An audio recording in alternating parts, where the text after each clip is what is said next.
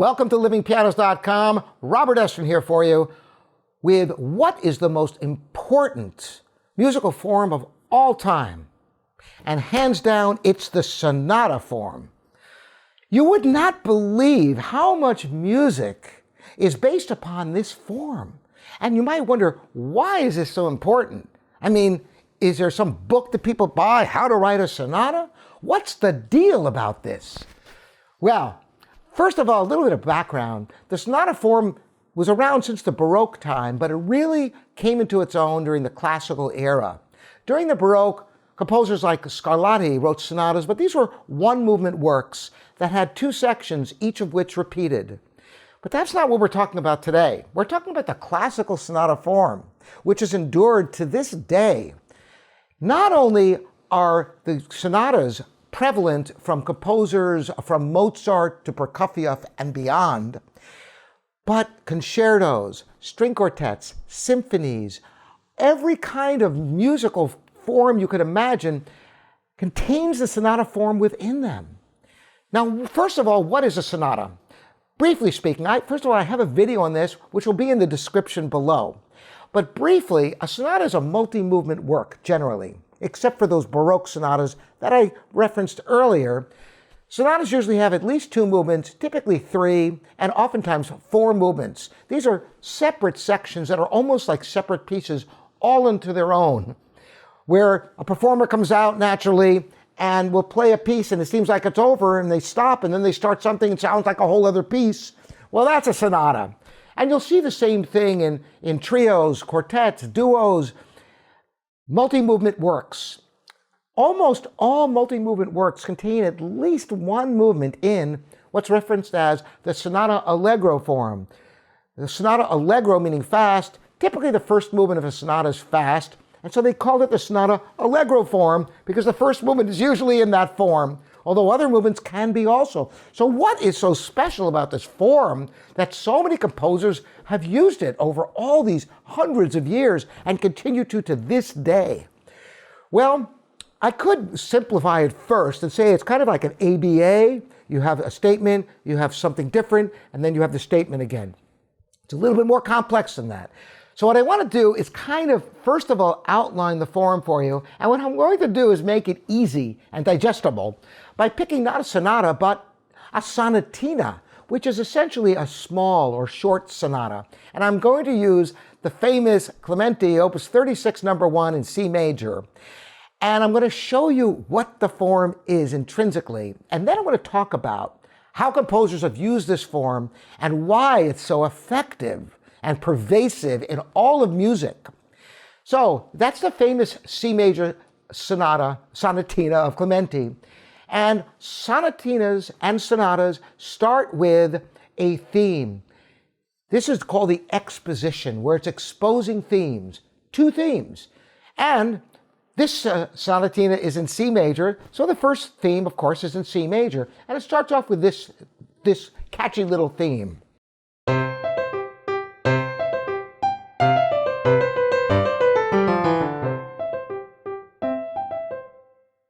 So that's the first theme. Since it's a sonatina, it's short, so it makes it very easy to digest.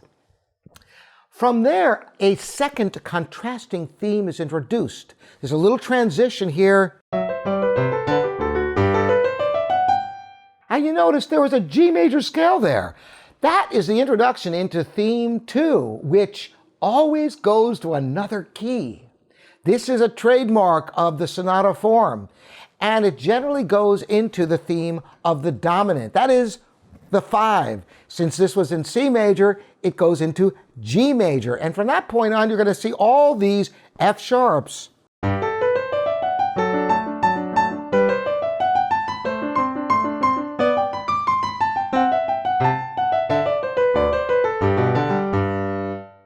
And that is the exposition of this sonatina. You'll notice when you get to the end of the exposition, there is always a repeat sign. The exposition repeats. And you might wonder why. The idea is to cement these two themes into your head. Because after the exposition comes the development section. And this is where the music gets really interesting. Composers will take these two themes and go wild with them. Clementi does this with it. After those sections repeat, that exposition plays through twice, completely the same, then it comes to this.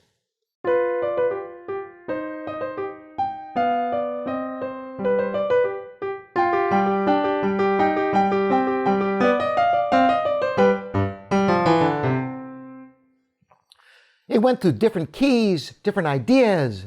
Now the development section is really interesting. Mozart and Haydn had development sections that were very compelling.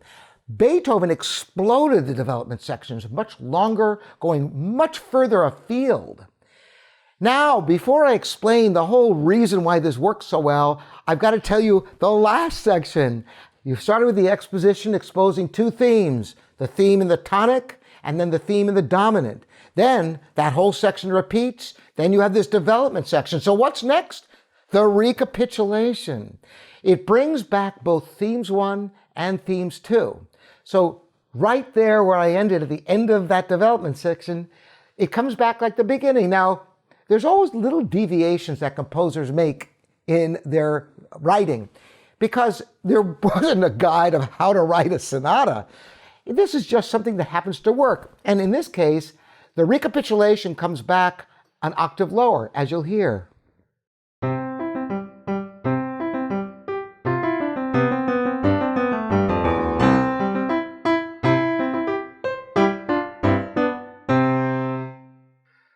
So there we get the theme 1 again in the tonic, as you'd expect, just like it was in the beginning, except an octave lower. But now, instead of going to G major, the dominant, it stays in the tonic key of C major, starting with that C major scale.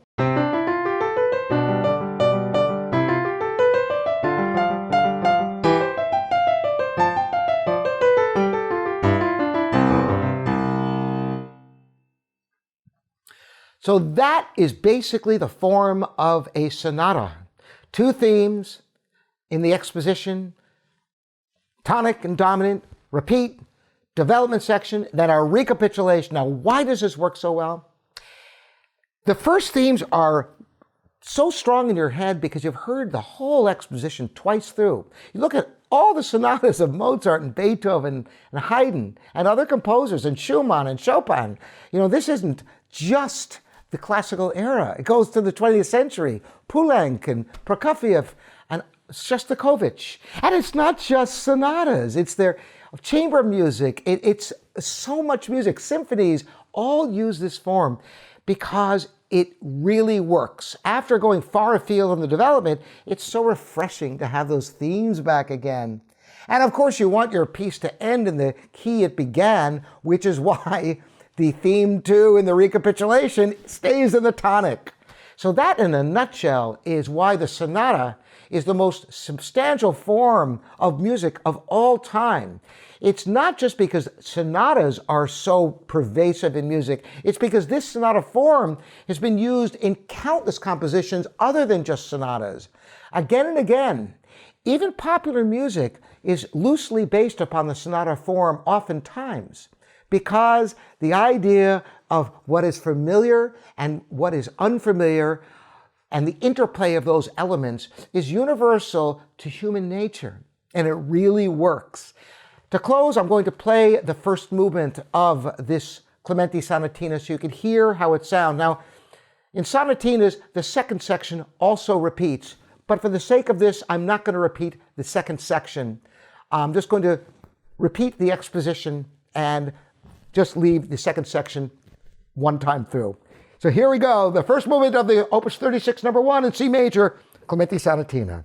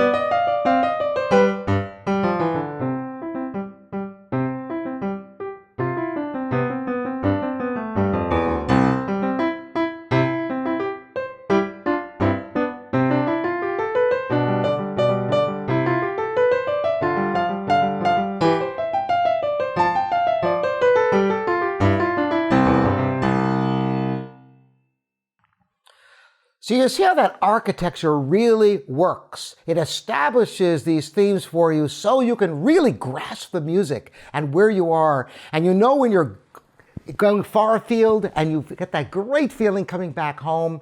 The sonata form just fits human nature. It really does. I think that's the answer.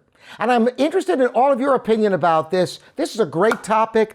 You're welcome to leave comments on livingpianos.com. And I'm here for you for future questions. Thank you, all your subscribers. And we'll see you next time again. I'm Robert Estrin at livingpianos.com, your online piano resource.